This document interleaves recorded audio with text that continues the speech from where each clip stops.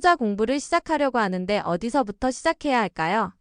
투자 공부를 시작하는데 가장 좋은 거는요, 내 주변 지인이나 가족 중에서 투자의 고수가 있으면은 그 사람한테 배우는 게 가장 좋습니다. 어떤 자연인 대 자연인으로서 그런 모든 것을 다 내려놓고 배우는 사람, 투자 멘토와 멘티로서 이게 관계 정립이 되면은 당연히 내 주변 지인이 투자 고수이면은 그 사람한테 배우는 게 가장 좋겠죠. 만약에 우리 할아버지가 워렌 버핏 할아버지면은 할아버지한테 배워야죠. 사실은 엄한 곳에서 갈 필요 없잖아요. 그런 것처럼 가장 좋은 거는 주변 지인이나 가족들한테 배우는 게 가장 좋지만 그런 경우는 사실 적잖아요. 그러면은 어디서부터 시작해야 할까? 여러 가지 방법이 있는데 저는 유튜브도 있고 뭐 무료 정보도 있고 채널도 있는데 전 무조건 서점에 가서 책을 보라고 합니다. 책을 봐서 웬만하면 온라인 서점보다는 처음 책을 구매할 때는 대형 서점 가서 쭉 한번 보는 게 가장 좋아요. 물론 온라인이 편하죠. 효율성이 있죠. 근데 저는 이런 말이에요. 효율성을 너무 극대화하는 사람들에게 가끔 우리 회사 신입분들한테 그래요. 너가 지금 화살 관역판도 못 맞추는데 자꾸 왜 10점짜리 맞추려고 하냐. 일단 7점, 8점, 9점, 10점 관역판에 맞추고 그 다음에 10점을 맞출 생각을 해라. 이게 바로 이제 효율성과 효과성이거든요. 일단 내가 수익을 내는 방향이 되면은 뭐 연수익률 10%든 뭐 20%든 뭐 더 높은 수익률을 내는 거지. 지금 일단 손실이 나는데 자꾸 효율성을 내는 그런 것을 하거든요. 그래서 온라인의 효율성보다는 딱 한 번만 서점 가서 베스트셀러도 있고 스테디셀러도 있는데 최근에 나온 것도 있지만 그냥 쭉 다 한번 다 꺼내서 내가 가장 재밌고 잘 읽히는 거 그거 하나 전반적으로 담아져 있는 책들을 구매를 한 권 해서 시작했으면 좋겠어요. 유명한 사람, 투자 잘하는 사람도 좋겠지만 내가 보기에 가장 재밌고 쉽고 잘 읽히는 게 저는 최고의 책이라고 생각해요. 아무리 유익해도 안 보면은 무슨 상관입니까? 정말 제일 유익한 방송은 EBS 아닙니까? 그런데 안 보면은 아무리 맛있는 밥집이어도 맛집이어도 모르면은 그건 맛집 아니거든요. 그래서 결국에는 내가 책을 샀는데 뭐 누가 추천해서 책 추천해서 샀지만 지금 책장에 꼽혀져 있지 않습니까? 그래서 나는 다 두꺼운 거, 뭐 얇은 거, 만화로 된 거 다양하게 있잖아요. 그래서 내가 가장 좋아하는 책을 한 권 또는 두 권 정도 사셔도 되고 한 권 정도 사서 책으로 공부하는 것을 추천을 합니다. 책으로 해서 내가 수익 나면은 강의 들을 필요 없어요. 내가 책으로 해서 안 되니까 강의도 듣고 스터디도 나가고 이렇게 하는 건데 먼저 책을 해서 딱 되는데 왜 굳이 더 비싸게 돈을 쓰는지는 잘 모르겠거든요. 일단은 교보문고, 영풍문고, 뭐 알라딘 큰데 가서 내가 아주 잘 읽히는 책을 한 권 고르시면 될 것 같습니다. 투자 공부를 하면 할수록 어렵다고 느껴지는데 이럴 때는 어떻게 해야 할까요? 공부를 안 하시는 분들은 논외로 하고 공부를 해서 내가 어떤 기준도 가지고 내가 투자를 하는 사람들에 한해서 공부 의지가 있는 분들에 한해서 말씀을 드리면은 뭐 여러 가지 이유가 있지만 제가 만나본 분들의 가장 높은 유형이 이제 여러 가지가 있거든요. 멧돼지 투자자, 약간 이제 독수리, 토끼, 또 이제 막 정보만 들으면은 종목만 들으면 다 사는 이제 다람쥐 투자자, 계좌백화점 만드는 여러 가지가 있는데 공부를 많이 하면 할수록 정말 열심히는 정말 너무 많이 하는데 항상 제일 많이 놀라고 제일 공부는 많이 하는데 수익을 가장 못 내는 그런 투자자를 저는 토끼 투자자라고 해요. 굉장히 많이 놀래요. 이 토끼 투자자분들이 왜 어떤 현상이 일어나냐면요. 공부를 하면 할수록 어떻게 되냐면 공부량을 더 늘립니다. 내가 투자가 수익이나 결과가 잘 안 나오는 거를 공부량이 부족했다고 생각해요. 아, 내가 무언가를 모르는구나. 내가 무언가를 놓쳤구나. 내가 강의를 그거를 또 들어야 되는구나 라고 생각을 해요. 막 강의비도 많이 듣고 책도 계속 보고 스터디도 이것저것 보고 여러 가지 유튜브 다 보고 채널 구독 다 하고 텔레그램 다 들어가고 그러면서 어떻게 돼요? 실전 투자는 그에 비해 줄어듭니다. 그러니까 박사님이 되는 거예요. 점점 주식에 대한 뭐 어떤 지식이라든지 용어라든지 이런 것들은 정말 더 많이 알게 돼. 근데 실전 투자는 점점 줄어드는 거예요. 제가 제일 많이 하는 표현이죠. 제갈량이 되는 거죠. 근데 전쟁에 나가서 이기려면 병사를 적군을 베야 되는데 벨 줄을 모르는 거야. 벤 적도 없고 계속 공부만 한 거야. 우리 OMR 카드에서 고득점 점수 받는다고 수익 주는 거 아니거든요. 돈 입금해 주는 거 아니거든요. 결국에는 어떤 투자로 직접 내 돈을 넣고 전쟁터에서 싸워야 되는데 그렇게 하지를 않는 거죠. 그러다 보니까 공부에 집착을 합니다. 나를 돌아보지 않아요. 지피만 해요. 종목을 보고요. 막 트럼프를 보고요. 막 정보만 많이 얻어요. 그러면서 어떻게 돼요? 투자에 대한 두려움만 더 많아집니다. 그리고 또 공부 집착해요. 이런 분들이 좀 많을 거예요. 왜냐하면 일단은 이걸 본다라는 것 자체가 공부에 대한 의지가 있고 내가 무언가를 좀 배우고 내가 정보를 얻겠다라는 의지가 있는 분들이거든요. 사실 제 회원분들 중에서 너무 노력을 많이 하는데 가장 결과가 안 나오는 분들도 토끼 투자자였어요. 그래서 제가 이런 분들은 제가 트레이닝을 할 때 항상 뭔가 동의서를 세게 받고 그 다음에 해서 지금 자신의 그릇만큼 수익이 나고 더 나아가서 이렇게 하는데, 토끼 투자자는 왜 이럴까요? 토끼 투자자들은 왜 이런 행동을 하게 되는 걸까요? 여러 가지 요인이 있겠지만 가장 큰 게 바로 위험을 받아들이는 능력이 없습니다. 불확실성, 위험을 받아들이는 것을 배운 적도 없고 제대로 배우는 것도 없고, 그렇다 보니까 그 능력이 없어서 그래요. 단적인 예로 이제 어떻게 보면은 이제 시장이 하락하잖아요. 시장이 하락한다라는 문장을 조금 더 구체화해서 말씀을 드리면은, 시장 하락은 국장은 코스피 코스닥 하락, 미장은 나스닥 하락이거든요. 그럼 시장이 하락했잖아요. 그럼 대부분의 종목들도 하락을 합니다. 물론 일부 테마주라든지 시장을 이기는 종목들은 오르긴 하지만 대부분의 종목들은 시장을 이길 수 없기에 시장 하락을 하면 같이 보유 종목들이 우르르 쾅쾅하면서 떨어져요. 특히 국장 같은 경우는 미장이 재채기하면은 국장은 독감에 걸리기 때문에 더 많이 떨어지죠. 그럼 뭐예요 이거는? 시장 하락은 다 잃는 거예요. 주식 투자로 금액이 많으면 많을수록 더 마이너스가 많아요. 계좌가 다이어트 되는 거죠. 홀쭉해지는 거예요. 손실 확정은 아니죠. 내가 손절을 하지 않는 한. 그런데 그것만으로도 막 떨려해요. 너무 불안해요. 제가 이런 말 합니다. 나만 안 죽는다고. 나만 떨어진 거 아니라고. 계속 그런 이야기를 제가 해줘요. 위안하는 것도 있고. 왜냐면 시장이 떨어졌기 때문에 나만 자산 랭킹이 떨어진 게 아니고 다 떨어집니다. 안 떨어지는 사람은 주식이 한 주도 없는 사람이겠죠. 이런 명언이 있어요. 제가 이런 말 많이 합니다. 주식 떨어질 때 한 주도 없는 사람, 올라갈 때도 한 주도 없을 거다. 부동산도 마찬가지예요. 계속 최저점을 노리고 계속 낮은 거 하려고 그러면 못 삽니다. 주식도 마찬가지고. 조금 물리면 돼요. 조금 물리면서 밑에서 많이 사면 되는데 그런 게 안 되는 거죠. 즉 위험을 받아들이는 능력이 없어요. 위험을 알아요. 주식은 오르고 내리니까 위험을 이해해요. 이해하지만 막상 다가오면 싫어요. 사람은 만나고 헤어지는데 헤어지는 거 다 알아요. 근데 막상 헤어지면은 매번 힘들어. 우리 만나면 연애하면 매번 힘들잖아. 마치 처음인 것처럼 똑같아요. 위험을 받아들이는 능력이 없기 때문입니다. 어떤 위험, 불확실성에 대한 것들도 몰라요. 이 변동성이라고 하거든요. 제가 위험에 대해서 이제 전달을 할 때, 제가 트레이닝 할 때 하는 일부분을 말씀을 드릴게요. 일단은 변동성이 커요. 변동성을 위험이라고 봅니다. 막 출렁출렁 거리니까. 그런데요, 주식은요, 변동성이 커서 매력적이고요. 변동성이 커서 투자를 합니다. 근데 간혹 이런 분들이 있어요. 안전한 주식. 그래서 뭘 합니까? 가치 투자합니다. 우량주 투자합니다. 저평가 투자합니다. 저는 이런 얘기예요. 저평가는 없다. 그냥 능력이 없는 거다라고 해요. 류현진 선수 1년 차부터 잘했습니다. 잘 되는 기업들은 처음부터 잘하는 경우가 더 많습니다. 그래가지고 그 어떤 변동성이 있는 게 주식인데, 안전한 주식을 찾는 게 저는 너무 웃긴 것 같아요. 주식은 그냥 다 위험해요.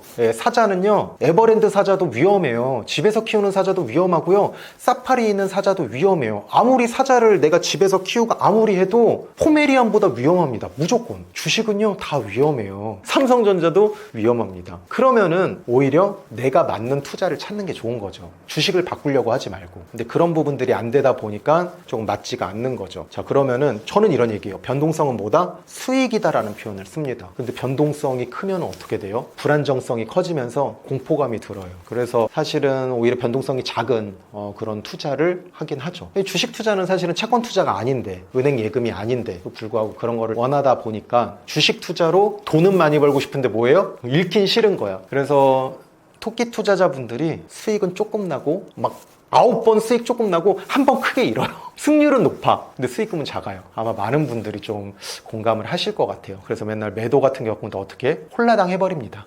막 올라오면 바로 팔아요. 3%, 2%, 5%에.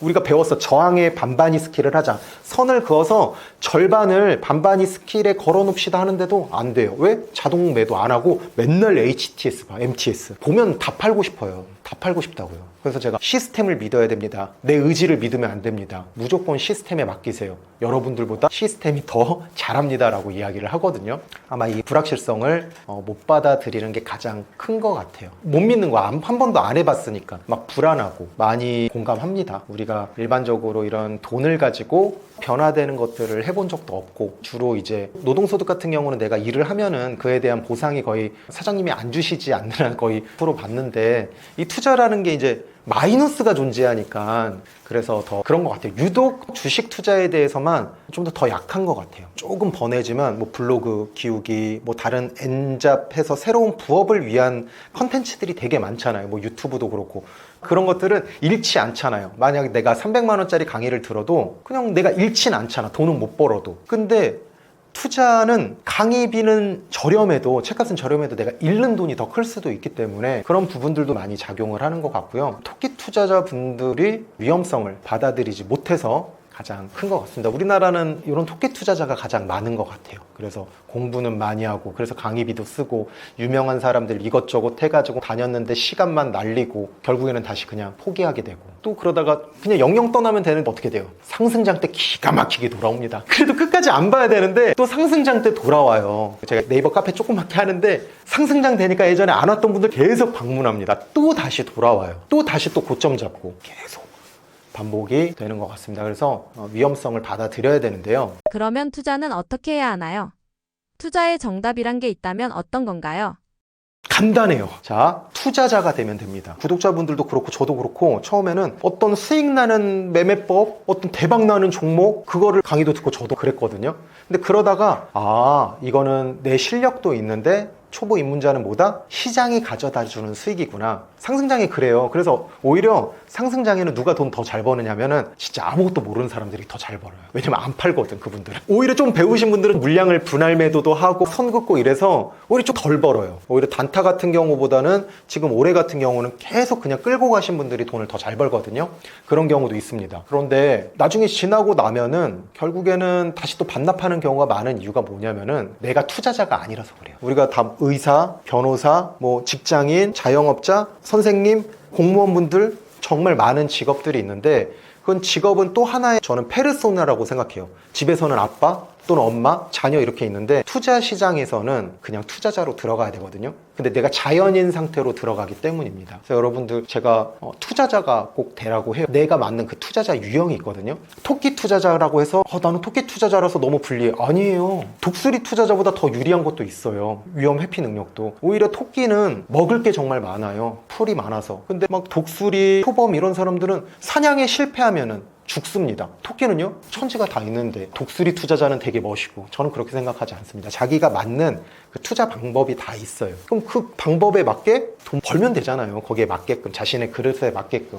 그게 이제 투자자가 되어가는 과정이거든요. 내가 어떤 투자자인지. 토끼 투자자면 어때요? 제가 토끼 투자자거든요. 어때요? 저는 그냥 몇 년이 지나고 그래도 그냥 하루에 10만 원 스마트폰으로 1시간에서 10만 원 벌면 좋더라고요. 손절하기도 하고. 근데 10만 원 이상은 손절 잘 안 하고 내가 못할 때는 또 못하고 저는 그렇게 생각을 하거든요. 막 진짜 억대로 벌고 하루에 1,000만 원도 유튜브에 있지만 저는 토끼 쫄보 투자자다 보니까 제가 잃지 않는 매매법을 많이 합니다. 그러다 보니까 자랑할 만한 수익은 뭐 나지는 않죠. 그래도 저는 만족합니다. 제 삶을 무너지지 않은. 투자자의 정의는 저는 이렇게 3가지 조건을 했어요. 이 사람은 투자자네라고 하는 거는 기준이 있는 사람. 저 기준이 있거든요. 저는 안전한 바닥주 매매를 좋아해요. 바닥에서 틀어주는 걸 좋아합니다. 저는 단기 고열에 있는 거는 안 합니다. 지금 기준으로 보면 뭐 삼성전자, SK하이닉스는 저는 안 들어갑니다. 뭐 몇 달 전에 있던 뭐 조선주, 마스카 프로젝트 할 때도 저는 안 들어갔어요. 전 바닥에 있는 것만 합니다. 바닥에 있는 투자만 하고요. 그래서 그 기준, 난 바닥주 투자할 거야. 난 미국 주식 같은 경우는 세계 1등, 시가총액 1등만 할 거야. 이런 식으로 자신만의 기준이 있는 게 첫 번째 조건이고요. 두 번째, 제가 아까 말씀드렸던 불확실성, 변동성, 그런 리스크를 온전하게 수용하는 사람. 이해하는 게 아니고 그냥 받아들이는 거예요. 하락장이 만약 오잖아요. 저만 안 죽어요. 우리 다 죽어요. 나만 안 죽어요. 투자자들은 다 힘들어합니다. 나만 힘든 거 아니고. 그래서 그런 리스크가 항상 있다. 영원히 상승장은 없다. 그리고 영원한 하락장도 없다. 그럼 거기에 맞춰서 내가 뭐 수익금 인출이라든지 그런 계좌 관리도 다 이제 파생돼서 하게 되죠. 어떤 매매법이라든지 종목에 집착하지 않고요. 지피보다 지기를 보거든요. 그래서 저는 가장 중요한 게 계좌 관리라고 생각해요. 계좌 관리의 꽃은 뭐예요? 저는 국장에서 가장 핵심인 것 한 가지를 말씀해 주세요 하면은 항상 이 이야기예요. 국장은 무조건 현금 50%예요. 현금 50%만 가지고 있어도 국장에서는 큰 손실을 보지 않는다고 생각합니다. 왜? 제가 아까 말씀드렸죠. 미국이 재채기하면 한국은 독감 걸린다. 더 많이 떨어져요. 떨어져도 한국은 또 한국만의 고유 리스크도 있어요. 미국이 안 좋으면 또 같이 떨어져요. 그럼 하락과 횡보가 빈번한 한국 시장이라는 것을 알았으면 현금 50%를 항상 갖고 있어야죠. 그래야지 물타기도 되고 다른 종목에 투자를 할 수가 있어서 빠져나올 수도 있고, 여기에서 손실 본 거 여기에서 수익 보고 맨징을 칠 수 있고, 그럼 무손실이고 현금은 확보되고, 결국에는 내가 다 고점에 물려서 현금이 없어서 공부도 안 하고 의욕도 떨어지고 투자 시장에서 퇴출되는 거거든요. 그러면서 이제 아이한테 물려준다, 자녀한테 물려준다, 이 회사는 망하지 않으니까 장기 투자한다. 아니잖아요. 실제로 우리 장기 투자하고 싶지 않잖아요. 가장 좋은 거는 빠르게 나오는 거잖아요. 그렇잖아요. 강제 장기 투자는 진정한 장기 투자는 아니라고 생각을 합니다. 그래서 이런 리스크를 수용하고 받아들이고, 계좌 관리, 현금 관리, 종목 관리, 계좌. 저 같은 경우는 국장 같은 경우에는 한 종목만 하라 그래요. 분산 투자? 분산 투자가 오히려 몰입을 더욱더 낮추고요. 집중력도 분산되는 것 같습니다. 저는 한 종목을 단기 투자로 빨리빨리 하라 그래요. 그게 훨씬 더 좋습니다. 하락과 횡보의 대응도 더 좋고요. 그래서 실제로 돈을 많이 버시는 분들 요즘에 보면은 단기 투자 또는 단타 매매가 좀 많잖아요. 그래서 이제 한국 시장의 고유 성질을 아는 거예요. 미국 시장도 미국 시장의 성질이 있는 것처럼. 그래서 그러한 리스크를 수용을 하면 되는 거고요. 이런 리스크를 수용하는 방법은 본질을 공부하시면 됩니다. 기술보다 어떤 본질, 변하지 않는 거 있잖아요. 인간의 욕망은 변하지 않거든요. 우리 성욕, 인간이 태초부터 있었죠. 수면욕, 식욕, 그리고 인정욕구, 매슬로의 욕구 단계 같은 거 있잖아요. 이런 욕구는 변하지 않아요. 영원히. 그게 투자 시장에도 작용을 합니다. 비교 심리도 그렇고요. 그래서 이런 리스크를 수용하는 게 두 번째 조건이고요. 세 번째, 결과를 인정해야 됩니다. 제가 가장 많이 하는 거죠. 매도는 아쉬움이다. 언제나 아쉬울 거예요. 매도는 계속 아쉬울 거예요. 영원히. 저도 맨날 아쉬워요. 근데 아쉬움을 선택하지 않으면 어떻게 되는지 아세요? 후회합니다. 저는 수익은 항상 옳다고 생각해요. 누구는 10% 했고요. 누구는 20% 했고, 누구는 30% 했어요. 30%가 잘한 거지 10%가 못한 게 아니에요. 그릇이 다른 거예요. 그리고 좀 더 버티는 거고, 또 운에 의해서 못 봤을 수도 있고. 그러니까 저는 결과는 인정한다. 딱 매도만 생각해 보면은 그렇습니다. 가장 인정하기가 힘든 게 이제 매도거든요. 매수는 잘해요, 기술적으로. 근데 매도를 항상 어렵다고 하는 게 그게 이제 마인드 때문에 그런데, 심리 때문에 그런 건데, 매도는 항상 아쉬울 겁니다. 평생. 아쉬움을 선택하지 않으면 어떻게 돼요? 후회가 남을 겁니다. 그래서 우리 평생 아쉬움만 선택을 하면은 좋을 것 같습니다. 하나의 예시죠. 이게 투자자의 조건이라고 생각해요. 세 가지. 기준이 있고요. 그리고 리스크 수용하고요. 그리고 결과를 인정하는 사람이 투자자입니다. 그리고 구독자분들 중에서 이 세 가지 조건을 가지고 있는 분들은 투자자입니다. 한 개라도 없으면 안 돼요. 세 가지 다 있는 게 저는 투자자라고 생각해요. 물론 이건 제 기준입니다. 버핏 할아버지가 얘기한 건 아니고요. 그냥 제가 보면서 선택한 겁니다. 다른 분들은 또 다를 수도 있겠죠. 그래서 이제 고수 투자자. 저도 고수 투자자는 아닌데 그렇게 되려고 노력하고 있는데, 투자자는 조건에다가 어떠한 상황에도 투자 확신을 가지고 있고요. 그 원칙을 또 지켜요. 흔들리지 않는 그 방법. 그건 어디에서 나오냐면은 손절에서 나오는 것 같아요. 그래서 고수들이 진짜 잘하는 게 손절이고요. 하수들이 못하는 게 손절입니다. 그래서 저는 고수냐 아니냐를 오히려 익절로 안 보고요. 손절로 봅니다. 아마 조금 투자하신 분들은 아마 많이 공감을 하실 거예요. 지금 운전하면서 들으시는 분들도 격하게 고개를 많이 끄덕일 거라고 생각합니다. 이거 맞으시죠? 그렇게 생각을 하는데, 고수 투자자는 손절 진짜 기가 막히게 합니다. 이성적으로. 우리 투자자가 아니라서 그래요. 그래서 제가 계속 이야기했지만 우리 한국 사람들이 좀 약해요. 투자에. 정이 많잖아. 미련을 두잖아. 과거 막 소주 한잔 하면서 그런 추억, 미련이라고 하거든요. 그냥 지금까지 좋았어, 그런 거 있잖아요. 중고등학교 친구들 있는데 내가 이제 앞으로 못 볼 것 같아. 그럼 그동안의 추억을 이제 감사하게 생각하고 딱 나가야 되는데, 그렇게 되면 이제 냉혈한되고 바뀌었다 그러고 그런 문화가 있잖아요. 그래서 저도 그런 상황이 와가지고 예전에 그랬는데, 투자가 어렵긴 합니다. 우리나라 사람들이 정도 많고 정문화도 있고 어떤 문화적으로 감성적이잖아요. 그래서 노래도 잘하고 춤도 잘 추고, 문화 산업이 지금 K컬처가 전 세계에 퍼져 있는 거는 그런 이성적인 부분보다는 감성적인 게 더 발달한 민족이라고 생각해요. 참 오늘 민족 얘기 많이 하네. 누가 보면은 그런 거라고 생각하는데 그게 아니고, 이제 투자에 관련된 부분만 제가 좀 하다 보니까 원칙을 지키기가 어렵죠. 그냥 막 5분 지각했는데도 그냥 좀 봐주기도 하고, 과태료 늦으면 막 이런 원칙을 오히려 지키면 어떻게 돼요? 냉혈한, 싸가지 없는 놈, 이렇게 되다 보니까 그게 투자에도 영향을 미치는 것 같습니다. 대한민국은 부자가 되기 쉬운 환경이라고 생각하시나요?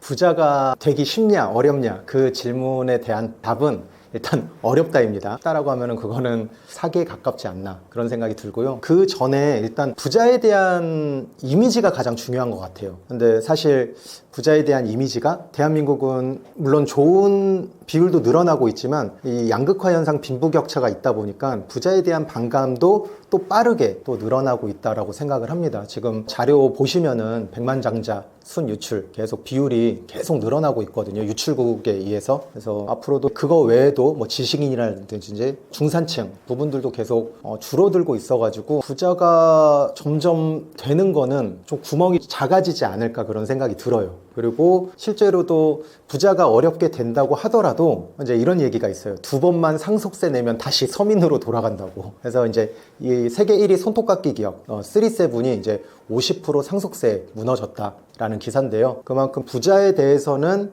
되고 싶긴 하면서도 되고 싶은 열망이 있으면서도 또 한편으로는 이제 이율 배반적인 그런 부분들이 많이 보이긴 합니다. 그렇다 보니까 더 대한민국은 부자가 되기 어려운 환경이 되지 않을까 그런 생각이 듭니다. 과거보다는 뭐 정보도 많이 이제 쉽게 뭐 접할 수 있고 이렇지만 정말 돈이 되는 정보보다 돈이 안 되는 첩보, 그러니까 진실과 가짜를 교묘하게 이렇게 섞어버리는 그런 첩보가 더 많아지다 보니까 저는 오히려 지금이 더 부자가 되기 어려운, 코로나 이전보다는 코로나 이후가 저는 부자가 되기는 더 어려운 상황이라고 생각합니다. 중산층도 더 힘들어질 것 같아요. 한국에서 투자로 성공하기 힘든 근본적인 이유는 무엇인가요?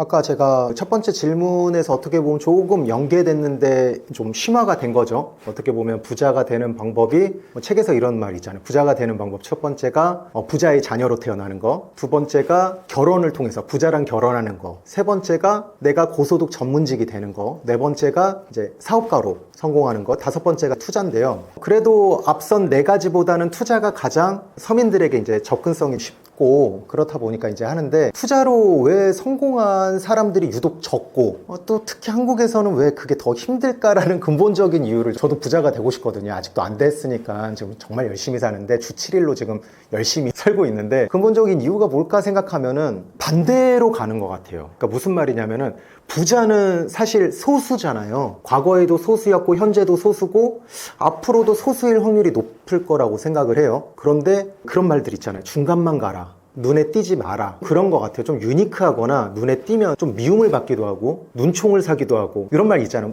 쟤 왜 이렇게 나대냐고. 그죠? 그런 말들을 조금 하잖아요. 대중의 목소리를 내고 사실은 그런 것들 많이 나오잖아요. 누구나 다 여러분들 할 수 있습니다. 누구나 다 여러분 성공할 수 있습니다. 투자로 막 다 나올 수 있습니다. 이런 얘기들을 하는데 사실은 현실은 그렇진 않거든요. 그렇다 보니까 투자의 그런 본질을 받아들이는 것도 없고 그 사회 문화적으로 어렸을 때부터 교육이 투자로 성공하기는 힘든 그런 프레임과 선입견이 많이 있는 것 같아요. 돈에 대한 관점, 어떤 트라우마 그런 것들이 있고 사실 대한민국이 OECD 압도적으로 세계 1등 사기국가 아닙니까? 무고죄도 1등이고 그렇다 보니까 그런 돈에 대한 불신 뭐 그런 것들도 있고 부자에 대한 불신도 있어서 한국에서는 유독 더 투자로 성공하기는 힘든 것 같아요. 투자로 성공해도 사실은 우리나라가 유교가 종교적인 부분이 있다 보니까 산업공상이 아직도 있는 것 같아요. 예를 들어 주식 투자로 100억을 번 사람보다 뭐 어떤 사업이나 아니면 내가 이제 어떤 직장이나 뭐 그런 걸로 이제 100억을 번 거를 좀 더 높게 좀 이렇게 하다 보니까 사실 투자로 돈 버신 분들은 은둔 속에 있는 것 같아요. 저도 사실은 뭐 아직 뭐 고수는커녕 지금 중수에서 뭐 초보 왔다 갔다 하는데 그러고 있습니다. 그래서 한국에서는 여러 가지 요인들이 복합적으로 작용을 해서 더 어려운 것 같습니다. 제가 생각나는 것들, 제가 평소에 생각했던 것들을 이야기 드리는데 뭐 이거 아니어도 더 있는 것 같아요. 한국 개인 투자자들은 항상 정보 비대칭을 겪는다는 말을 많이 합니다. 실제로 정보 비대칭은 얼마나 있고 얼마나 영향을 받는 건가요? 제가 앞서서 말씀드렸듯이 이제는 정보 홍수의 시대입니다. 그래서 어떻게 보면은 뭐 무료로 정보를 받을 수 있는 곳이 진짜 많잖아요. 주식 같은 경우에는 뭐 텔레그램도 있고 요즘에 유료로는 뭐 네이버 프리미엄 컨텐츠 네프콘이라고 하는 데도 있고 유튜브를 통해서 어떤 경제 유튜버나 재테크로 성공하시는 분들이 또 이제 비즈니스 모델 연결해서 강의로도 이렇게 쭉 연결되는 것도 있는데 정보가 진짜 워낙 많습니다. 주식 투자랑 요즘 부동산이나 이런 것은 스레드가 좀 많이 최근에는 온 것 같아요. 트렌드 상으로 보니까 예전에는 블로그나 뭐 이렇게 있었는데 그렇게 해서 우리가 정보를 받을 거면은 진짜 돈을 안 내고도 많이 받을 수 있습니다. 사실은 정보의 비대칭보다 진짜 수익을 주는 그리고 수익과 직결하는 그리고 그거에 대한 본질과 그런 메커니즘을 알려줄 수 있는 그러한 진짜 알짜배기 정보들은 저는 거의 없다고 봐요. 어떻게 보면 그건 것 같아요. 예를 들어 제가 최근에 본 건데 좀 이제 진솔한 그런 글보다 조회수는 이건 것 같아요.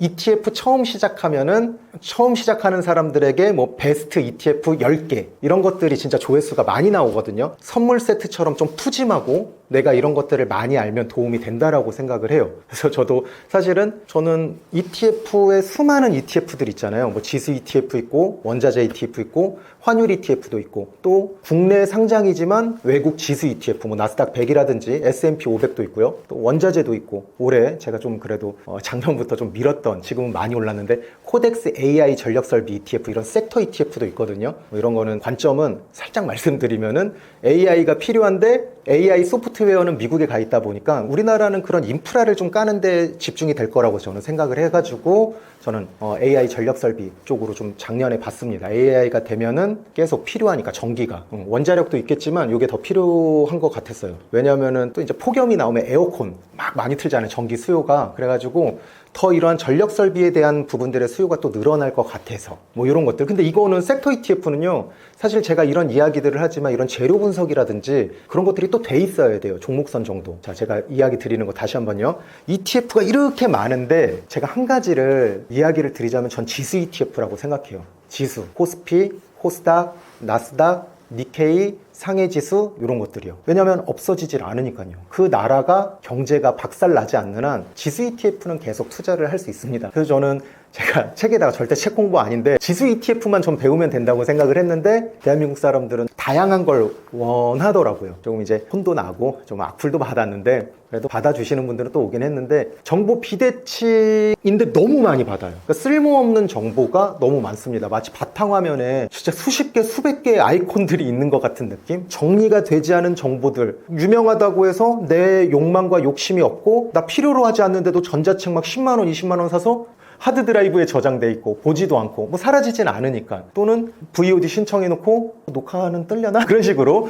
완강을 했지만 내 머리는 하나도 진도가 안 돼 있는 이런 형태로 가고 있는 것 같아요. 그래서 정보가 홍수가 너무 많아서 저는 처음 시작하는 이제 회원분들이나 어떤 같이 공부하는 스터디 멤버들에게는 제가 이렇게 얘기해요. 내 글이랑 내 영상만 하더라도 소화하기가 힘드니까 그것만 보시라고 이야기를 드립니다. 자, 한번 이제 신문 기사를 통해서 우리가 이제 정보를 얻잖아요. 그 한번 예시를 최근에 뉴진스 이런 복귀 관련해서 그거 한번 예시로 한번 정보, 뉴스 기사를 어떻게 봐야 되는지 한번 보도록 하겠습니다. 자, 하나의 예시를 가져올게요. 정보를 받으면은 예를 들어서 우리가 이제 경제 뉴스를 봐야 된다. 뭐 투자하려면 경제 뉴스 봐야 된다라고 합니다. 저도 동의합니다. 저도 경제 뉴스를 매일 아침 브리핑하고 장전 브리핑을 하고 매일매일 보는 거를 지금 19년도부터 계속 하루도 안 빼놓고 해왔는데 근데 이제 뉴스라는 거는 기자님들이 전달해 주는 거잖아요. 정보를 뭐 의견을 가끔 넣는 컬럼도 있겠지만 근데 그 뉴스는 전달을 할 뿐이지 우리에게 진실을 전달하진 의무는 없어요. 그러니까 해석할 의무는 없어요. 자, 한번 볼게요. MBC 뉴스입니다. 뉴진스 전원 복귀 의사. 이렇게 관심 조금만 있으신 분들은 아실 거예요. 오랫동안 민사사건 있었잖아요. 그래서 복귀 안 한다 했는데 1심 결과가 나왔죠. 그래서 이제 두 명이 협의를 해서 복귀한다고 했습니다. 그럼 뉴진스가 완전체 복귀라고 기사들이 많이 나왔어요. 그런데 하이브 이런 얘기를 했죠. 이게 저녁에 나왔거든요. 장 마감 때 시간에서. 하이브 같은 경우는 이제 NXT 대체거래소까지 돼가지고 저녁에 됐는데 하이브가 이렇게 얘기했어요. 3인 나머지 3명의 멤버는 진의를 확인해야 된다라고 하는 겁니다. 그러니까 하이브나 어도어의 내부 관계자들이랑 얘기를 한 게 아니고 그들의 오피셜한 의견이 아니라는 거죠. 그리고 또 저녁이에요. 그러면은 이게 돈이 될 수 있어요. 돈이 될 수 있는데 이미 뉴스가 나왔죠. 사람들은 이거를 호재라고 생각합니다. 하이브 이제 주가 올라가겠네. BTS도 돌아왔는데 어떻게 보면 활동을 하면은 하이브에 이제 수익을 가져다주고 매출이 높아지니까. 그런데 지금 이걸 자세히 보면 어떻게 돼요? 3위는 아직 돼 있는 거에 아니죠. 완전체가 아니라는 거예요. 그러면 이거는 진짜 찐 호재는 아니라는 겁니다. 그래서 저는 이제 제가 실시간으로 그때 가짜 호재이니까 근처에도 가지 말라 그랬습니다. 근처에도 가지 말라 그랬어요. 저녁에 나온 것도 그렇고 항상 이런 호재나 악재는 금요일 장 마감이나 주말에 많이 나오기도 합니다. 이것도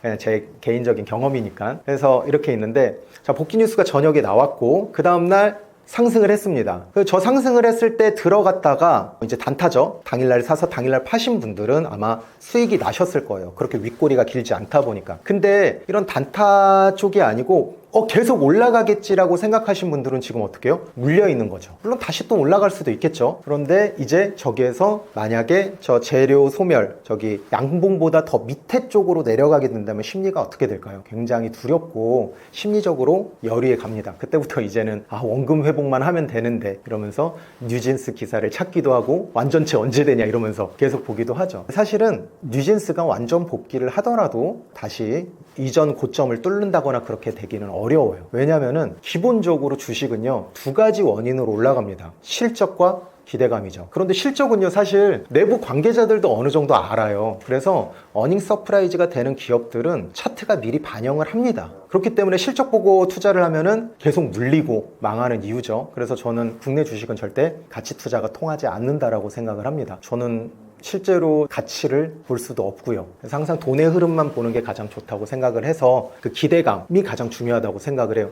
실질적으로 돈을 벌지 않고 있는 대다수의 상장된 로봇 회사도 그렇고요. 바이오 회사도 그렇고요. 지금 전 세계를 휩쓰는 AI 거품론도 있잖아요. 그럼에도 왜 올라가요? 거품이 있는데도 왜 올라갑니까? 기대감이라는 거예요. 이제는 이제 한풀 좀 죽었지만 얼마 전에 저희는 이제 테마주로 수익을 낸 게 이제 대북주거든요. 북한에 대한 기대감인 거예요. 계속.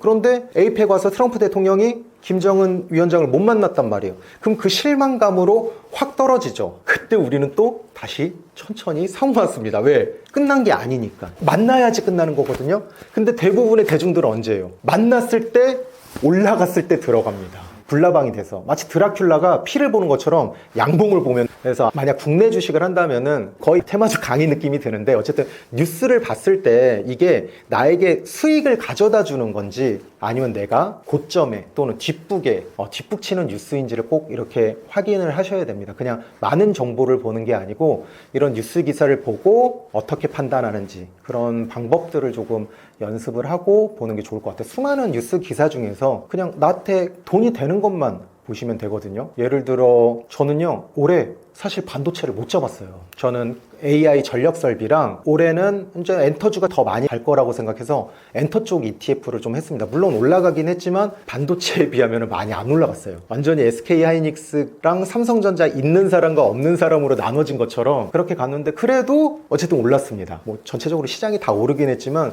계속 올랐습니다. 그러면은 이제 앞으로 오르지 않은 것들을 봐야 되거든요. 오르지 않은 테마들, 오르지 않은 섹터들을 봐야 되는데 이런 정보들은 누구나 다 알 수 있는 이런 뻔한 정보들은 돈 되지는 않습니다. 단순하게. 요 팁만 좀 알고 계시면 좋아요. 제가 작년 10월 달부터 금을 모으라고 했습니다. 금을 모으라고 했는데 그렇게 해서 현물 ETF가 하나 있었거든요. 그리고 저번에 영상 때도 계속 금 얘기를 했었어요.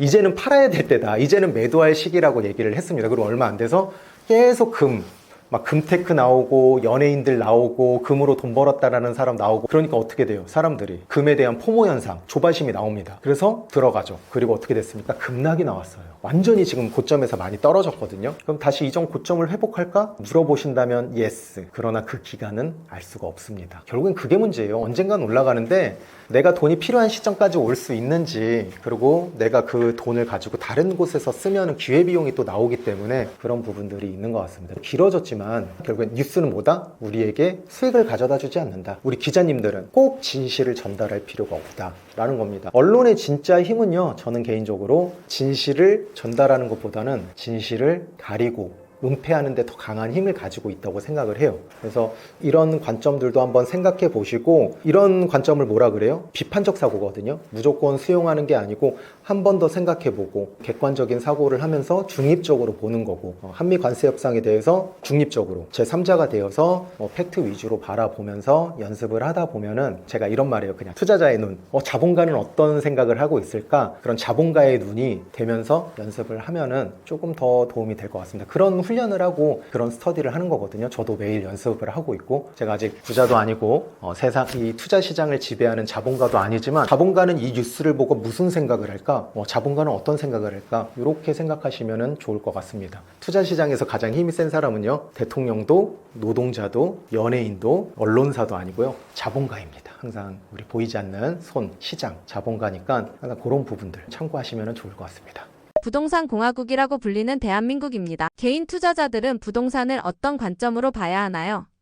저는 일단은 부동산 전문가도 아니고 사실 주식도 전문가는 아니고 주식도 부동산도 둘 다 개인 투자자에 불과한데 부동산 쪽은 사실 레벨이 더 낮은데 그러니까 그 부분 더 참고해서 들어주시면 좋을 것 같습니다. 일단 밑밥을 깔겠습니다. 부동산 같은 경우는 저는 살 것, 그러니까 바잉, 살 것이 아니고 저는 살 곳, 쉘터, 거주지 개념으로 접근을 항상 해왔어요. 계속 일하던 것도 금융이었고 금융 투자가 더 익숙하다 보니까 그리고 입지가 중요한데 저는 서울이 너무 좋더라고요. 살기가 다른 데는 몰라서 그렇다 보니까 그냥 내가 살기 좋은 곳이 입지가 좋은 곳이 올라가는 게 당연한 거 아닌가. 더구나는 이제 부동산은 현물이니까 물가 상승률은 반영을 해주니까 그래서 부동산 편중이 더 많거든요. 왜냐면 주식은 떨어지는데 팔 수가 있잖아요. 부동산은요 떨어지면은 못 팔아요. 올라갈 때만 거래가 돼요. 부동산은 상승 장에만 거래가 됩니다. 떨어졌을 때는 내가 손절을 하고 싶어도 안 사요. 그러다 보니까 부동산에 대한 불패론이 나오는 것도 너무 당연하다고 생각을 합니다. 그러다 보니까 지금 부동산 편중이 굉장히 자산 비중이 예전에 제가 확인했을 때 막 70% 80% 이렇게 갔던 것 같아요. 미국은 오히려 주식이 80%인데 그러다 보니까 부동산 쪽으로 가는 것도 있죠. 그래서 주식 투자하면 패가 망신한다 라고 하지만 부동산은 망하지 않는다 이런 것들이 세대에 이렇게 이어서 오는 것 같아요. 더구나 특히 이제 문재인 정부 때 완전 사다리 걷어차듯이 다다다다닥 하면서 가만히 앉아서 있는데 벼락거지 된다 그러잖아요. 그래서 그런 현상들이 이제 부동산의 급등이 있다 보니까 그런 것들이 이제 더 강해진 것 같아요. 그러다 보니까 부동산에 대한 생각들이 아직도 있지만 이제는 부동산으로 이제 돈을 많이 버는 시기는 적어질 것 같습니다. 물론 강남 아파트라든지 이런 데는 계속 많이 올라갈 거예요. 한 서울 아파트 전반적으로 보면 한 10년에 2배, 그러니까 10년 하면은 한 200%, 100% 수익, 연 수익률 한 10% 이상은 하는 걸로 이제 데이터를 봤는데 강남 아파트는 조금 더 많이 올라가고 그런 데는 이제 계속 가는 거죠. 왜냐면은 강남 아파트는 거래 대상이 서로 부자가 또 부자가 사고 이렇게 거래 대상이 많이 다르기 때문에 그거는 계속 올라가겠지만 전체적인 대한민국의 아파트 이런 주택 시장을 보면은 가지는 않을 것 같습니다. 정부의 규제도 워낙 많고 집을 통해서 돈을 버는 것 자체를 어떻게 보면은 악으로 보니까 악으로 보잖아요. 부동산을 통해서 돈을 버는 사람들을 투기라고 하고 악이라고 하고 다주택자 공급에 대해서 막기도 하고 그리고 어쨌든 대한민국 그 대부분의 의식이 그런 것도 있잖아요. 진짜 실수요자들보다 아닌 사람들이 이렇게 보니까 그리고 이제 어쨌든 법은 이런 게 있어요. 악법은 정권이 바뀌어도 악법이 세워지면은 이게 바뀌지 않는다 이런 얘기도 있거든요. 지금 나오는 부동산 제도가 악법이라는 게 아니고 이게 한번 이렇게 입법이 되면 바뀌기가 힘듭니다. 정권이 바뀌더라도. 그래가지고 앞으로는 부동산 투자는 계속 더 막지 않을까 그런 생각이 들어서 금융투자 공부가 미래를 위해서면 앞으로 더 좋을 것 같습니다. 부동산은 이제 진짜 거주지로서 갈 것 같고 상가용 그런 부동산들도 조금 더 보수적으로 수익률을 봐야 되지 않나 그런 생각이 듭니다. 저는 다양한 투자 경험을 맡고 있는 것 같지는 않고 그냥 이제는 20, 30대 분들이 좀 이제 B인 분들은 금융 투자 위주로 가면서 그렇게 가는 것 같습니다. 그러면 이제 앞으로는 부동산 편중이 없을까? 계속 그거는 비율은 줄겠지만 기본적으로 저는 부동산의 비율은 그래도 40에서 50%는 계속 지켜갈 것 같아요. 그 이유가 뭐냐면은 제 생각입니다. 우리 민족은 유목민이 아니거든요. 계속 이동하면서 사는 그런 유목민이 아니고 농경사회예요. 그리고 또 이제 뭐 짧은 기간 동안에 뭐 6.25 전쟁도 있고 막 피난도 가고 그런 것들이 있어서 내가 내 집 마련, 내 동네에서 내 고향에서 살고 싶다라는 그런 어떤 민족성이 좀 지금까지도 좀 이어져 오는 것 같아요. 제가 태어나고 계속 어렸을 때부터 살고 있는 곳에서만 웬만하면 살려고 하거든요. 뭐 직장 때문에 어쩔 수 없이 가야 되는 경우가 있지 않나 그런 민족성도 작용을 하는 것 같습니다. 우리가 유목민이 아니고 좀 농경사회 중심으로 있다 보니까 벗어나서 이렇게 살려고는 하지 않는 그런 것들도 영향이 있는 것 같고 집은 사실 효용 가치를 주잖아요. 10억짜리가 5억이 돼도 더위와 추위를 피해갈 수 있고 가족들이랑 그 안에서 행복한 생활을 살 수 있고 효용 가치가 있는데 주식은 사실은 시세 차익밖에 거의 없다 보니까 앞으로는 상법 개정돼서 이제 배당을 늘린다고는 하지만 해봐야지 아는 거죠. 그래서 부동산 자산 비중이 앞으로도 계속 그래도 40, 50%까지는 계속 유지되지 않을까라고 생각이 현재 시점에서는 듭니다. 근데 시간이 지나면 또 바뀌겠죠. 근데 더 이상 늘지는 않을 것 같아요. 80% 이상은. 사람들은 왜 항상 유행이 끝난 뒤에 투자를 시작할까요? 금, 반도체, 코스피 코인 같은 자산에서 공통적으로 나타나는 심리적 이유가 있을까요? 심리적 이유가 있죠. 사실 심리적 이유가 다죠.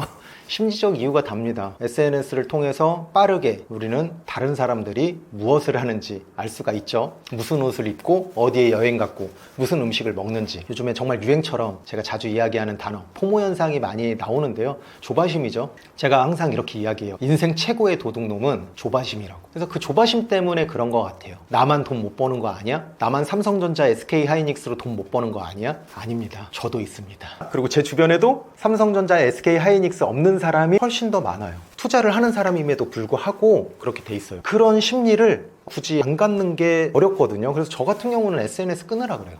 SNS는 사실은 상업적으로 돈 벌 거 아니면은 저는 정신건강에 저는 안 보는 게 좋다고 생각해요. 저도 사실은 회사에서 퍼스널 브랜딩 때문에 하지만 사실 제가 들어가는 것도 있지만 제가 직접 보지는 않아요. 어쨌든 저도 악플을 직접 보면은 너무 속상하거든요. 이 영상도 아마 저희 담당 커뮤니티 하는 매니저님이 보고 메시지만 이렇게 따로따로 전달해요. 보면 너무 속상하잖아. 근데 이제 포모 현상이 너무 큰 것 같고 또 유행에 또 민감하잖아요. 유행에 민감하기 때문에 그런 것들이 있는 것 같습니다. 그런 포모 현상을 안 가져야지는 의지거든요. 저는 의지는 쓰레기라고 해요. 열정, 의지 쓰레기예요. 요즘에는 작심삼일도 안 가는 것 같아. 너무 빠르니까. 동기부여 영상 봐도 10분도 안 지나서 저는 다시 게임을 하더라고. 퇴고해야 되는데. 그래서 요즘에는 작심 3분의 시대라면은 쇼츠의 시대인가? 그래서 그런지 이 포모 현상은 더욱더 많이 나올 겁니다. 어떤 평균 올려치기? 다 이렇게 사나? 아니거든요. 현실은 진짜 그렇지 않아요. 그렇지 않습니다. 그러니까 약간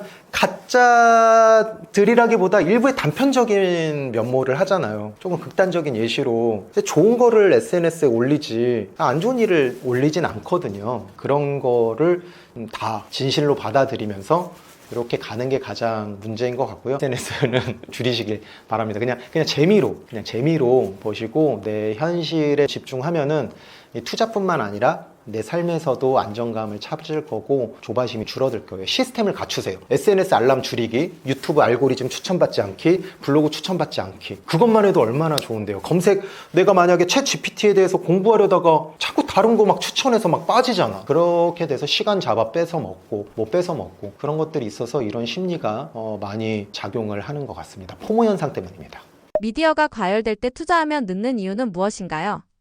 미디어가 과열될 때 어떻게 보면 그거죠. 자, 우리 한번 생각해 볼게요. 여러분들이 기자님이라고 한번 생각해 보세요. 자, 기자님들은 무슨 일을 해요? 우리에게 전달하죠. 어떤 정보를 또는 의견도 전달하고. 그러면은 요즘에는 뭐 종이신문도 있지만 또 인터넷으로 많이 퍼지잖아요. 뭐 연합뉴스를 통해서 뭐 단독도 있고 이러지만 사실은 이렇게 비슷한 뉴스들이 많이 나옵니다. 제가 아까 예시에서 나왔던 것처럼 뉴진스 관련 뉴스가 있으면은 그게 조금씩 밖에서 다다다다닥 나와요. 단독 기사를 뭐 받아서 이렇게 한다든지. 그래서 그건 어쩔 수 없는 것 같아요. 미디어를 통해서 뉴스를 통해서 신문 기사를 통해서 뻔히 정답이 나와 있는 것은 늦을 수밖에 없다라는 거예요. 절대 우리 재테크는 여러분들에게 이렇게 떠먹여주지 않습니다. 대부분 떠먹여주지 않아요. 그렇게 세상이 아마추어 같이 녹록치가 않다 보니까 투자하면 반드시 늦습니다. 그리고 기자님들도 사실은 금이 열광일 때 금 관련 기사를 써야지 클릭을 받고 댓글도 달리고 트래픽이 작용해서 잘 모르겠지만 인사고가를 잘 받지 않을까요?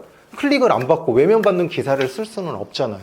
제가 이런 얘기를 했어요. 사실은 교보문고에 지금 뭐가 깔릴까요? 지금 코스피가 올라가고 그러는데 지금 주식 재테크 책이 활성화됩니다. 그죠? 당연한 겁니다. 지금 가장 많이 팔릴 거고요. 그러면은 언젠가는 시장의 하락 시기가 올 거예요. 그땐 또 뭐가 깔려요? 자기계발책이 많이 깔려. 이제 자산시장 아니야. 우리 내면을 봐야 돼. 이 사이클은 언제까지 갈까? 저는 영원하다고 생각합니다. 사기치는 사람도 영원히 있고요. 그것을 진실을 전달하는 사람, 뱀의 혀처럼 조금 거짓과 거짓이 아닌 것을 교묘하게 섞어서 하는 사람들 다 있잖아요, 곳곳에서. 그래서 어떤 미디어나 어떤 SNS 그리고 경제 기사를 볼 때 누가 나쁘다, 뭐 트럼프 대통령이 나쁘다, 이재명 대통령이 나쁘다 이렇게 보지 말고 그 사람들의 입장이 또 생각되면은 투자가 재밌습니다. 그냥 다 받아들이는 거야. 제가 아까 말씀드렸듯이 경제 기사는 수익을 우리에게 전달하지 않는다. 늦을 수밖에 없어요, 대부분.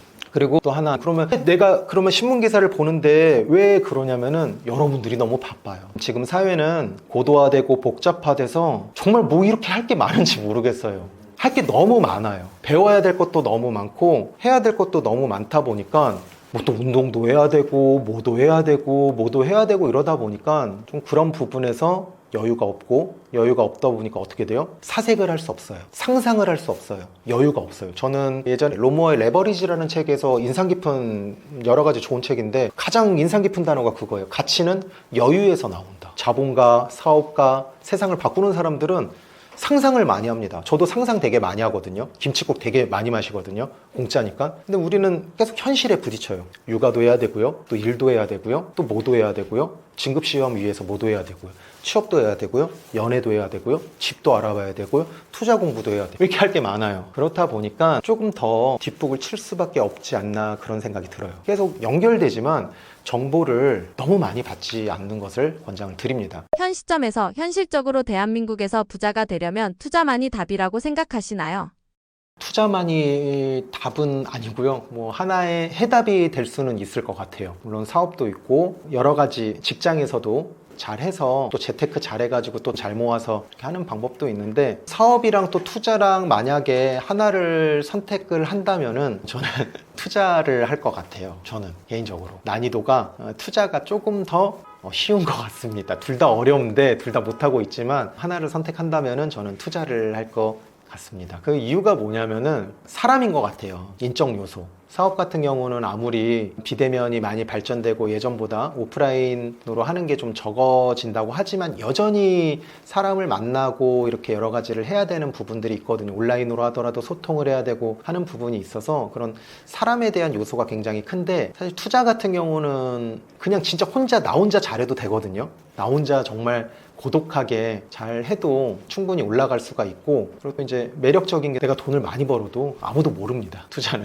SNS에 자랑하지 않는 한. 그래서 부자가 되려면 투자만이 답이다? 그 중에 하나이지만 만약에 흑수저라면은 꼭 투자는 껴야 되는 루트 중에 하나인 것 같아요. 사업을 하더라도 투자를 안 할 수는 없거든요. 결국은 내가 사업으로 번 돈도 어떻게 그 자산을, 에셋을 파킹을 또 해야 되는 거잖아. 사업이라는 게 뭐 계속 우상향할 수도 있지만 아닐 수도 있으니까. 그래서 그런 부분들 맞춰서 부자가 되려면 투자만이 답이다? 라는 것보다는 일단 가난을 피하려면, 가난을 물려주지 않으려면 돈에 대해서 공부를 하고 투자에 대해서 정확하게 인지를 하는 게 제가 이야기 드릴 수 있는 답이라고 생각합니다. 요즘 원달러 환율이 계속 올라가는데 어떻게 대응해야 할까요? 이거 요즘 많이 고민하실 겁니다. 제가 일단 결론부터 빨리 말씀드릴게요. 네, 그냥 달러 보유해야 됩니다. 지금은 국내 자산과 해외 자산으로 조금 나눠서 구분을 해야 되는 시대라고 생각을 해요. 이제는 글로벌 시대라서 자산이 국내에서만 도는 게 아니고 일본 법인 부동산도 살 수 있고 뭐 에어비앤비도 할 수 있고 미국의 법인을 설립할 수도 있고 미국 주식을 직접 투자할 수도 있고 그래서 지금은 이제 자산의 이동이 앞으로도 더 원활하게 이루어질 것 같은데요. 지금 당장 개인 투자자로서 그리고 내가 입문자라면은 일단 달러 자산 확보는 지금 필수라고 생각을 합니다. 계속 올라가고 있잖아요. 제가 저번에 금 같은 경우에는 지금 너무 과열이 되고 있고 너무 많이 올라갔다. 안전자산인 금이 이렇게 급등을 하면 어떻게 된다? 급락한다. 예, 급등 뒤에 급락이 있다라고 이야기를 드렸는데요. 환율 같은 경우는 앞으로도 저는 계속 올라갈 거라고 보고 있습니다. 오늘 촬영일자 기준으로 25년 11월 17일인데요. 지금 기준보다 계속 우상향을 할 겁니다. 계속 우상향을 할 거라서 1,500원은 이제 기본적으로 디폴트로 봐야 되지 않나 라고 생각이 들고 1,500원, 1,600원 시간이 언젠지는 모르겠지만 2,000원의 시대도 올라갈 거라고 생각을 합니다. 그래서 다음 페이지 한번 보면은 일시적으로 저번 주 한국은행이 이제 직접 뭐 개입을 한다, 국민연금을 한다, 그래서 외화를 헐어서라도 환율을 일시적으로 잠재우려고 노력을 했지만 실제로도 잠깐 내려갔습니다. 잠깐 진짜 팍 내려갔는데요. 바로 올라갔죠. 이제는 한국은행에 개입이 있어도 공적 자금이 투입이 돼도 이 원달러 환율의 상승을 이제는 막기는 어려운 상황이 됐다라고 보고요. 두 번째 이유로는 바로 이거 M2 통화 공급입니다. 이 M2 통화량이 뭐냐면은 가장 쉽게 얘기해서 막 돈을 정부가 얼마나 많이 찍어내느냐라고 생각을 하시면 이해가 되는데요. 지금 한국은 지금 7%대로 지금 돈을 풀고 있습니다. 근데 미국은 어때요? 한국에 비해서 훨씬 적게 풀고 있습니다. 3% 후반대에서 이제 4%고요. 계속 이제 이 격차가 계속 많이 나고 있죠. 그렇기 때문에 앞으로 돈을 푸는 속도도 지금 계속 더 격차가 벌어지고 있는데 심지어 지금 정권 초기에 많이 소비 쿠폰 1, 2차 나오고 각종 지금 계속 돈을 풀고 있기 때문에 앞으로도 원화는 계속 더 많이 풀리고 더 많이 풀리다 보니까 원화 가치는 떨어지고 그렇다 보니까 앞으로도 계속 원달러 환율은 올라갈 수 있는 그런 원인이 있습니다. 세 번째 한번 보도록 할게요. 세 번째는 바로 요겁니다. 전 연령대에서 국장 대탈출. 지금 1년 동안 지금 작년 내국인 해외 주식 투자가 422억 달러거든요. 지금 계속 늘어나고 있어요. 해외 주식 비중이. 얼마 전에 좀 계속 이제 말이 왔다 갔다 했던 한미 관세 협상이 지금 팩트시트로 이제 나왔잖아요. 그죠? 그래서 매년 200억 달러입니다. 매년 200억 달러가 이제 미국에 투자가 되는데 지금 우리 개인 투자자의 유출이 지금 200억 달러보다 훨씬 더 많습니다. 앞으로도 더 많을 거고요. 제가 마지막으로 확인한 게 1년 동안 1000 몇백억이었거든요. 그 기사를 못 찾아왔는데 찾아보시면 나옵니다. 그 정도로 지금 우리 연 200억 투자하는 것 때문에 난리 났는데 개인 투자자의 지금 자산 이동이 더욱더 빨리 되고 있습니다. 그래서 제가 이제 자료 근거 데이터를 가지고 설명할 수 있는 것도 세 가지인데 우리 기업 측면에서도 한번 생각해 볼게요. 우리나라는 수출 국가입니다. 수출 국가이면은 수출 기업들이 지금 어때요? 원달러 환율이 높아질수록 어떻게 됩니까? 네, 기업의 이익은 늘어나요. 근데 굳이 지금 내가 달러를 벌었는데 환전을 할 이유가 있을까요? 지금 앞에 있는 세 가지 상황에서도 누가 봐도 원달러 환율이 계속 올라간다고 생각하면요, 기업들은 환전을 하지 않을 겁니다. 원화로. 오히려 달러를 보유하고 싶은, 즉 달러에 대한 수요가 계속 증가가 됩니다. 우리 개인 투자자도 그렇고요, 기업도 그렇고요, 정부도 마찬가지입니다. 계속 달러가 더 필요한 상황이 되는 것 같아요. 뭐 이러한 원인만 보더라도 우리가 내 자산 가치를 우리가 불리는 것도 중요하지만 지키는 게 1순위잖아요. 부동산 투자도 처음에 제1원칙이 그거잖아요. 자산 가치. 내가 잃지 않는 거. 우리 가만히 있으면 지금 계속 나의 노동 가치도 떨어지고 나의 자산 가치도 떨어집니다. 그래서 외화 자산 너무 어렵게 생각하지 마시고요. 달러랑 이렇게 뭐 엔화나 이런 기축 통화를 가지고 있는 것부터 시작이니까요. 어느 정도 공부를 하셔가지고, 사실 공부할 것도 없어요. 그냥 조금 바꿔보면 되죠. 내가 아는 만큼 뭐 10,000원어치 바꿔본다든지 그런 식으로 해가지고 100만원, 1000만원, 1억 바꾸라는 게 아니고요. 일단 한번 그 환전하는 그 과정도 막 계좌 터야 되고, 어떤 데는 환전 수수료 또 무료면은 환전 수수료 적은 증권사도 찾아봐야 되고, 내가 지금 한 10달러만 바꾸려고 해도 이제 앞에 있는 선행해야 될 것들이 좀 많다 보니까 오늘 이 영상 보시고 혹시나 이제 이거 그냥 미국 주식 투자를 꼭 하지 않더라도 내가 달러를, 환율을 이렇게 보유하고 있어야 되는구나 라는 생각이 든다면 실행을 하시길 바랍니다. 그리고 이것도 팁인데, 아직 세법 개정안이 안 됐는데 환차익은요, 그 증권사에서 이렇게 환차익은 지금도 비과세입니다. 이것도 꿀팁이네요. 뭐 다들 많이 아시겠지만 또 모르는 분들도 있어서 이렇게 이야기 드렸습니다. 환율과 관련해서 추가적으로 조언해 주실 부분 있으신가요? 투자라는 게 항상 상황이 바뀌면은, 주변 상황이 바뀌면은 또 투자 방향성도 바뀐다 그러는데요. 제가 처음에 펀드를 하고 ETF를 했을 때만 해도 국내 상장 뭐 ETF나 펀드 했을 때 이제 그거 아시죠? 상품 끝에 H 붙은 거. 그러니까 환해지 상품을 해야 되냐, 환 노출 상품을 해야 되냐 하면은 뭐 이거 지금 뭐 이렇게 왔다 갔다 하는 거 변동성 있게 자꾸 밴드점으로 가는데 뭐 그거 신경 써요 이래가지고 해지 상품을 제가 그냥 이야기를 드렸어요. 그거 뭐 환율까지 생각하면서 그래요. 그 자산 하는 것도 신경 쓰기 힘든데, 지금은 당분간은 환 노출 상품이 조금 더 저는 좋은 것 같아요. 왜냐면 계속 환율은 계속 오를 거고, 그래서 이제 수익률 차이가 얼마 전에 기사 봤더니 뭐 2배 차이도 난다고, 이렇게 같은 상품인데 같은 곳에 투자를 했는데 환해지랑 환 노출 상품의 수익률이 달라가지고 그 기사도 봤거든요. 그래서 환율과 관련해서 추가적으로 조언할 부분은 요 정도. 좀 환해지보다는, 환해지는 또 이제 그 해지해주니까 그 기능이 있으니까 수수료가 더 비쌉니다. 당연히 공짜 없어요. 금융 쪽에서는 뭐라도 주면은 다 부가세 들어가고 사업비 차감하고 이렇게 되니까 환 노출이 조금 더 지금은 좋은 것 같습니다. 앞으로도 이 원달러 환율이 계속 우상향 추세를 이어가고, 뭐 방어라는 표현보다는 이제는 그냥 받아들여야 되는 건 아닌가 이런 생각이 드는데, 계속 환 노출이 당분간은 계속 이 기조가 좋아지지 않을까. 혹시 ETF나 펀드 같은 거 상품 고를 때 한번 참고해 보시면 좋을 것 같습니다. 달러 말고 다른 기축 통화는 어떻게 평가하고 계신가요? 사실 계속 달러 얘기만 했는데 제가 계속 붙인 게 뭡니까? 기축통화입니다. 원화는 기축통화 순위에서 지금 20위권 밖이에요. 계속 순위가 떨어지고 있거든요. 가치가 떨어지고 있는데, 저는 만약 다른 기축통화도 있죠. 뭐 위안화, 유로화, 영국 파운드화, 스위스 이렇게 있는데, 저는 지금 달러랑 같이 보는 거는 저는 엔화를 좋게 보고 있습니다. 조금 소액으로 엔화를 이렇게 바꿔놔서 저도 이제 니케이 지수 ETF에 조금 투자를 하고 있는데요. 뭐 지수 ETF니까 뭐 상품 추천이라기보다 그냥 그 경제 이렇게 보고 있는데 엔화 투자도 공부를 해보면은 좋을 것 같습니다. 미국뿐만 아니라 엔화 투자도 한번 생각을 해보시면 좋을 것 같고, 지금 엔화가 비싸게 달러처럼 계속 올라가는 상황이 아니라서 지금 충분히 가격 메리트가 있는 그런 수준이라고 생각을 하고 있습니다. 제가 한번 선 그으면 되거든요. 그 지지저항선 아시죠? 선 그으면 제가 봤더니 한 980원 이하? 선 그어서 980원 이하에서 가격 메리트가 있다라고 판단을 하고 그렇게 좀 했습니다. 참고만 하시길 바랍니다. 시간 지나면 이런 것들은 3년 뒤에 보시고 80원 막 이렇게 하면 안 돼요. 지금 시점에서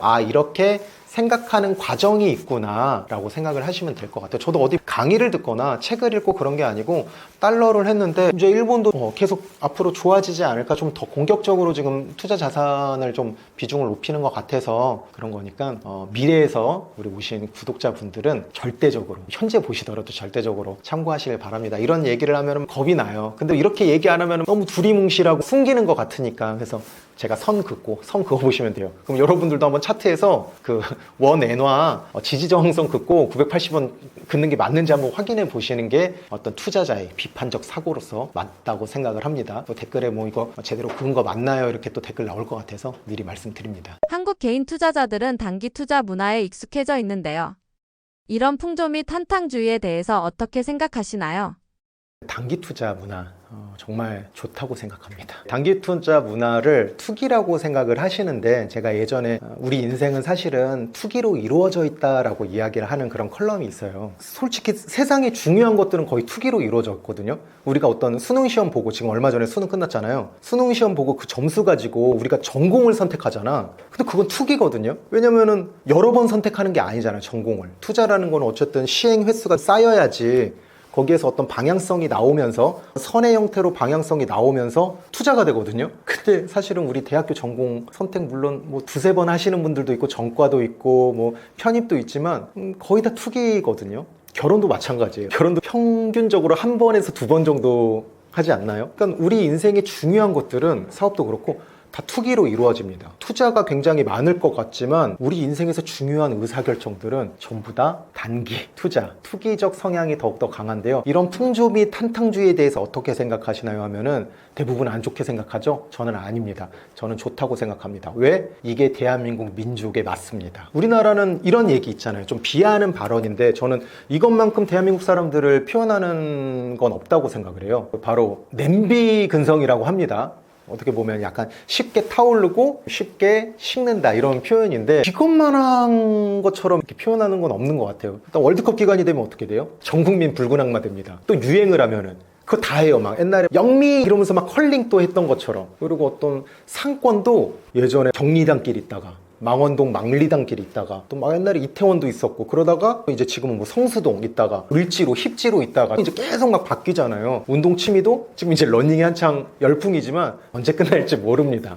그렇게 해가지고 우리나라는 뭔가 패션 트렌드도 그렇고 문화도 그렇고 기술도 그렇고 뭔가 확 타올라요. 어떤 신드롬이라고 하죠. 어떤 드라마가 막 터져. 그거에 대해서 열광해요. 그리고 진짜 빠르게 식거든요. 그럼 이 민족성을 만약에 바꿀 수는 없잖아요. 그러면은 받아들이는 겁니다. 저는 그래서 이 단기 투자 문화가 대한민국 사람들에게 가장 맞는 투자가 아닌가 생각이 들어요. 그래서 저는 워렌 버핏 할아버지의 그 장기 투자나 가치 투자 책을 잠깐 책장에서 빼어놨습니다. 장기 투자와 가치 투자가 되지 않는 곳이거든요. 우리 자본시장법만 조금 공부해보더라도 알 수가 있고요. 다 테마주로 돈 벌고, 뭐 삼성전자 하이닉스로 돈 버는 사람들도 있겠지만 10년 중에서 8, 9년은 사실 테마주 투자로 법니다. 이런 대상승장은 10년에 한 번씩 오는 거니까요. 그래서 저는 단기 투자 문화는 어쩔 수 없는 필수 불가결의 투자 방법이라고 생각을 하고요. 뭐 한탕주의 뭐 좋진 않죠. 한탕주의가 한 방에 벌려는 그다음 대박 이런 거는 좋진 않지만, 내가 몰입을 해서 집중해서 이렇게 투자를 하고 집중해서 수익을 내는 게 더 맞는 것 같아요. 우리 중간고사, 기말고사 벼락치기 하잖아요. 사실 다 맞잖아요. 단기 프로젝트에 되게 강하거든요. 우리나라가 단기전에 리그만 딱, 조별 리그만 딱 올라가면 토너먼트에서 집중하면 진짜 어떻게 될지 모르는 것처럼 단기전에 강한 민족이라고 생각하고요. 그거를 받아들이고 저는 본성에 맞춰서 투자를 하는 게 맞는 것 같습니다. 괜히 가치 투자, 뭔가 단어는 정말 멋있지만 저는 이상적이라고 생각해요. 여러분들 우리 모두 평등합니다.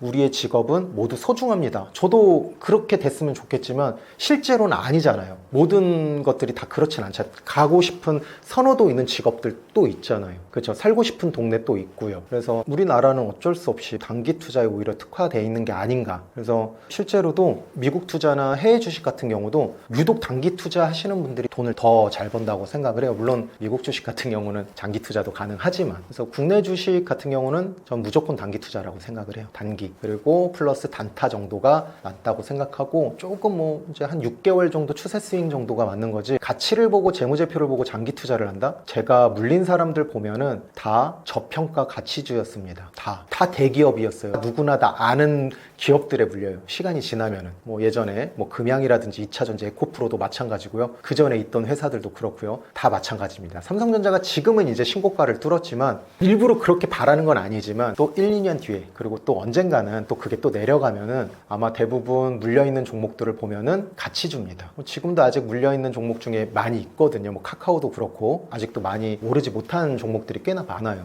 그래서 저는 단기 투자가 우리 민족성에 좀 더 잘 맞고요. 조금 혹시나 이 영상을 보신다면은 내가 너무 단기 과열 종목들은 피해 가셔도 좋습니다. 지금은 사실 조금 많이 올랐어요. 물론 더 오를 수도 있겠죠. 지금보다 2배 오를 수도 있고 3배 오를 수도 있지만, 그 확률이 만약 낮다면 손익비가 안 맞아요. 내가 뭐 삼성전자 들어갔는데 한 3% 먹으려고 또는 10% 수익 내려고 40, 50%의 하락률의 리스크를 지는 건 아니잖아요. 손익비가 안 맞잖아요. 내가 5% 먹을 거면 마이너스는 한 4% 정도 돼야 되는 거 아닌가, 그런 생각이 듭니다. 그래서 지금은 삼성전자, SK하이닉스 반도체 섹터를 공부할 땐 지났고요. 지금은 결정할 때입니다. 지금 결정할 때고요. 차라리 공부를 하는 거는 지금 오르지 않은 바닥주의 섹터를 공부하는 게 맞다고 생각을 합니다. 은퇴 이후가 고민 중이신 분들을 위한 투자 조언 해주실 수 있으신가요?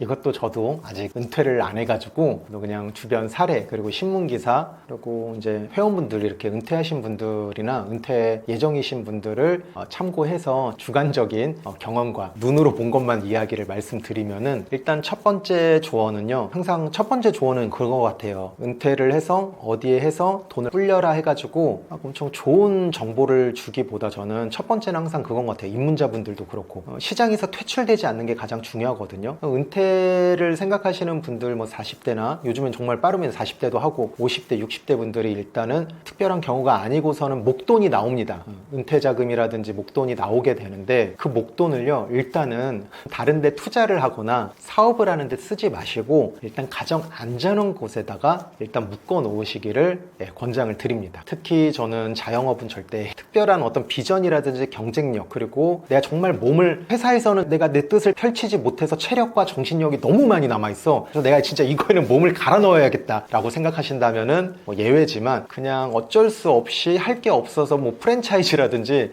그런 사업을 막 크게 하는 것은 권장드리지 않습니다. 사실 자영업도 아니고 타영업이거든요, 대부분. 그리고 어떤 영업적인 직무가 있으면 또 모를까, 정말 많은 것들의 능력들이, 스킬을 요구하는 거거든요, 자영업자라든지 사업은. 그래서 목돈이 생긴다면 투자도 사업도 하지 말고 일단 가만히 냅두세요. 가만히 냅두는 거를 권장을 드리고요. 그러면 그걸 가만히 냅두는데 구체적으로 어디에다 냅두냐, 또 이런 질문이 댓글로 나올 것 같아서 말씀을 드리자면은, 왜냐면 제가 댓글은 답변을 못 드려요. 왜냐면 그러면 투자 자문이 됩니다. 일방향으로 제가 생각을 하면은, 일단 은행 예금 통장이 있겠죠? 또는 은행 예금을 묶을 수도 있어요. 요즘에는 꼭 1년뿐만 아니라 뭐 카카오뱅크나 토스뱅크라든지 인터넷 은행 보면은 뭐 1년을 하든 3개월을 하든 금리 차이가 없는 경우도 있거든요. 이렇게 막 조절해서 폰으로 뭐 그렇게 해서 은행 예금에 묶어 넣으셔도 좋고요. CMA에 넣으셔도 좋습니다. 가장 좋은 거는요, 뒤에서 또 말씀드리겠지만 일단 기축통화인 달러 또는 엔화로 바꾸시는 게 저는 가장 좋다고 생각을 합니다. 물론 이제 원화를 내가 써야 될, 목돈을 써야 될 게 있다면은 바로 이제 전액을 다 바꾸는 것보다는 일부만 비율 이렇게 잘 조정해서 하시면 좋은데요.